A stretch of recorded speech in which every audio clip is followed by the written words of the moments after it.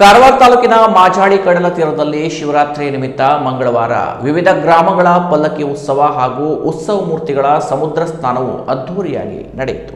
ಮಹಾಶಿವರಾತ್ರಿ ಮಾರನೇ ದಿನವಾದ ಅಮಾವಾಸ್ಯೆಯಂದು ಇಲ್ಲಿನ ಮುಡುಗೇರಿಯ ಶಿವನಾಥ ಅಂಗಡಿ ಗ್ರಾಮದ ಶಿವನಾಥ ಹೊಸಾಳಿ ಗ್ರಾಮದ ಮಹಾದೇವ ಅಸ್ನೋಟಿಯ ರಾಮನಾಥ ಸದಾಶಿವಗಡದ ಮಹಾಮಾಯ ಮಾಜಾಳಿ ರಾಮನಾಥ ಮತ್ತು ಕೃಷ್ಣಾಪುರದ ಮಹಾದೇವ ಸೇರಿದಂತೆ 7 ದೇವಸ್ಥಾನಗಳಿಂದ ಪಲ್ಲಕ್ಕಿಯನ್ನ ಮೆರವಣಿಗೆ ಮೂಲಕ ಸಮುದ್ರ ತೀರಕ್ಕೆ ತರಲಾಯಿತು.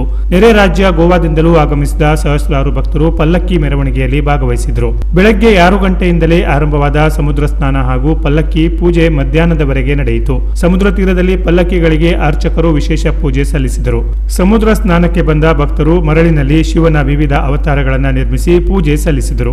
ಅಲ್ಲದೆ ವಿವಾಹಿತ ದಂಪತಿಗಳು ಸಮುದ್ರ ಸ್ನಾನದ ನಂತರ ಪಲ್ಲಕ್ಕಿಗೆ ವಿಶೇಷ ಪೂಜೆ ಸಲ್ಲಿಸಿ ಅರ್ಚಕರಿಗೆ ಹಣ್ಣುಕಾಯಿ, ಅಕ್ಕಿ, ಬಾಳೆಹಣ್ಣು, ವೀಳ್ಯದೆಲೆ, ಅಡಿಕೆ ಇರುವ ಪಡಿಯನ್ನ ನೀಡಿದರು. ಜೊತೆಗೆ ಅಮಾವಾಸ್ಯೆಯಾಗಿದ್ದರಿಂದ ಸಮುದ್ರದಲ್ಲಿ ಪಿತೃಗಳಿಗೆ ಪಿಂಡ ಪ್ರದಾನ ಮಾಡಲಾಯಿತು.